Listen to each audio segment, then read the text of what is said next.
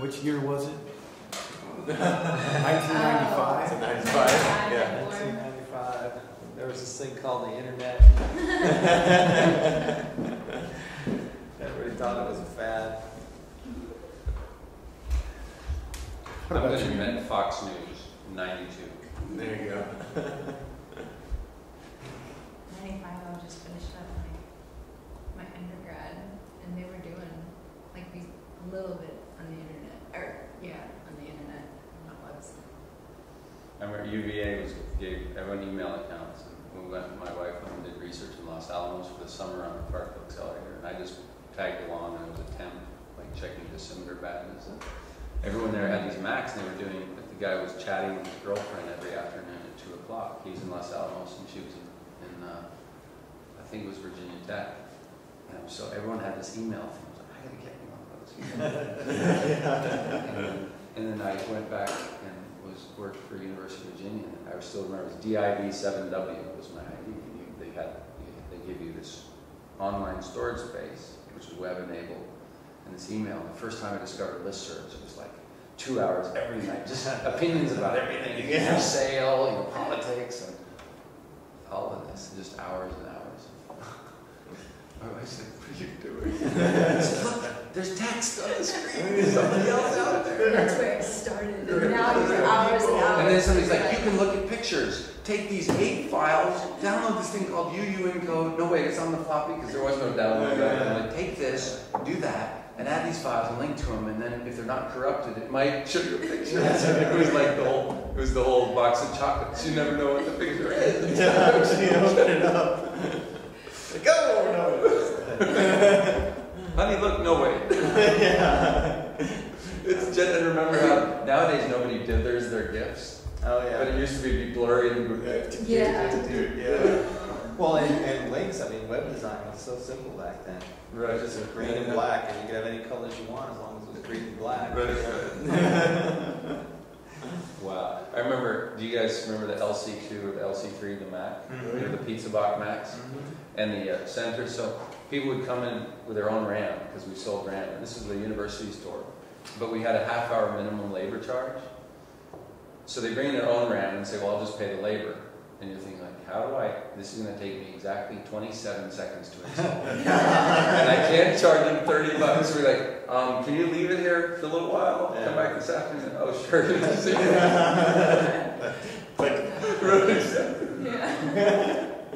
We actually did a contest for like, I'm going to do this. We had the one where you had to do all this funky motherboard stuff. It's like, okay, blindfold me. Set the timer.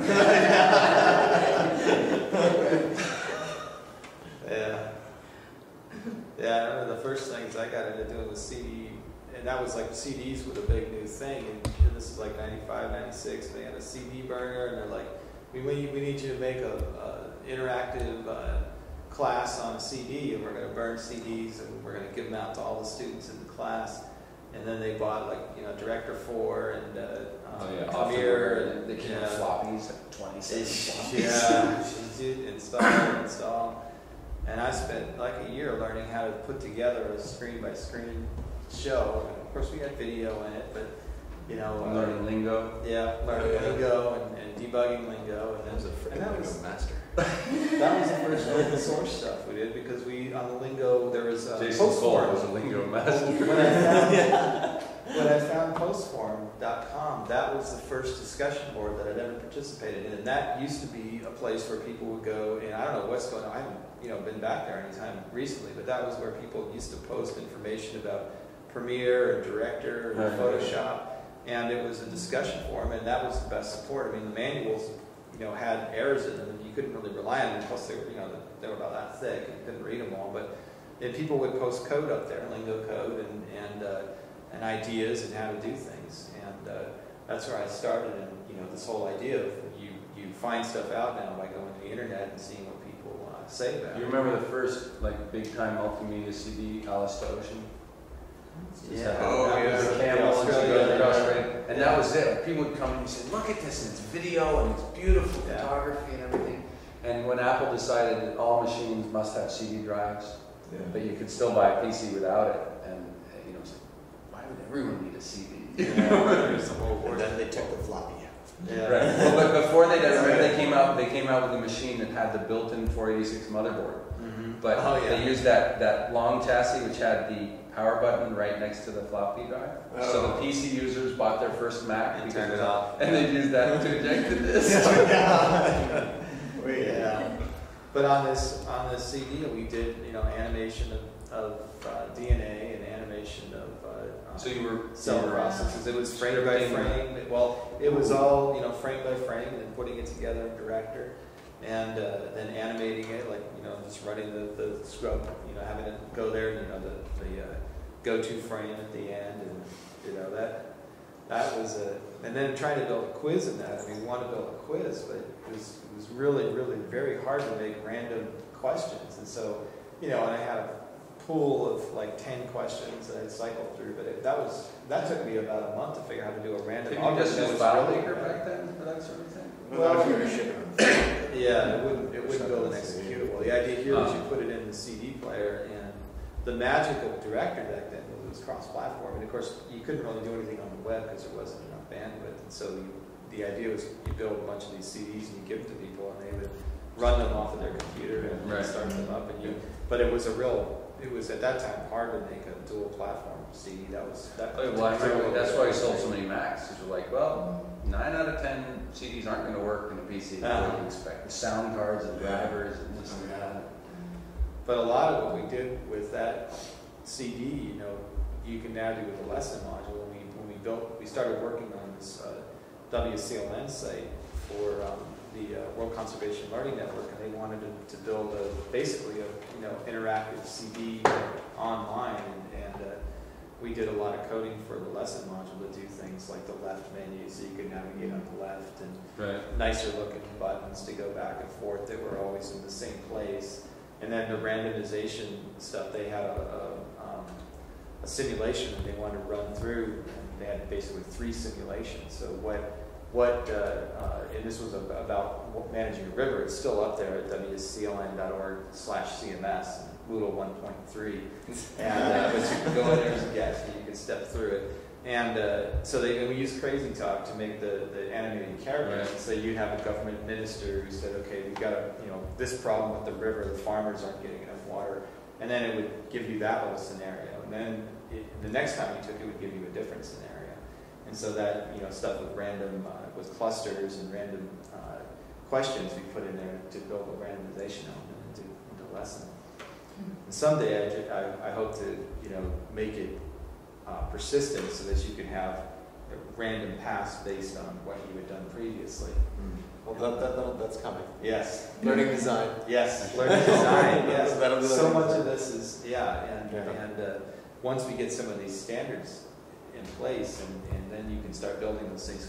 Because right now that is easier to share, although it was built before we still haven't written the backup and restore for that, so you have to copy the database over because those features they didn't come into it until 1.5 early in Moodle. But with learning design, once you can start building objects like that and sharing them among teachers around the world, then the amount of content that's available and the ease of using really rich media or interactive content in your course. And you mentioned that today in the lecture. What's the vision for where is the content stored? Is it a peer-to-peer across the server network, where all Moodles are peers to one another? I think that's eventually that there's sort of 2 visions. One is that you can do a peering model across Moodle servers, but then there's the community hub idea, which is sort of a hub and spoke sort of thing. So maybe regional or for each country. Yeah, it could be.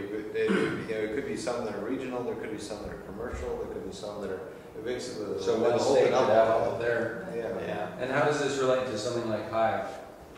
Well, Hive is actually the underlying static repository that sort of underlie. But that's not open source, is it? No, but there are open source repositories, and that's what we're focusing on. Actually, is we're building a repository integration layer that you can plug in different repositories. So Hive, you can plug in Hive.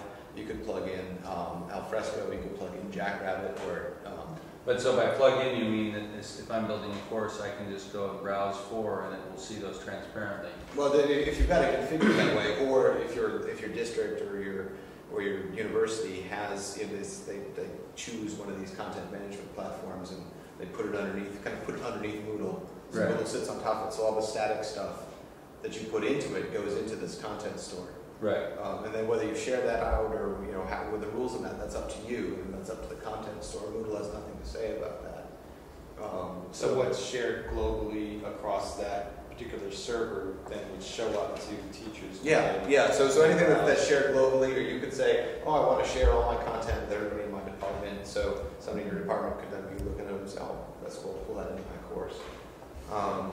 And so it gives us this, and then actually what it does is it gives you the content management layer, so that then you can say, well, actually I want the latest version of that. So if that changes, give me the latest version, or no, I just want that version of that. Yeah. And you can track who's made the changes to the versions. You can do workflow kinds of things where. Do you see an intermediate phase where there's a file management piece like we talked about before that saves files outside of Moodle? Like you could have an FTP interface to just any FTP server, but it looks integrated? No, this is coming so fast that there won't There's be no an point. intermediate. There's no point. There's no point in having an intermediate because you can just get one of these open source content management systems. But you said you could use the file system too. Yeah, well, actually, we've actually even made it work so that this JSR 170 layer actually treats the disk like a content management system as well.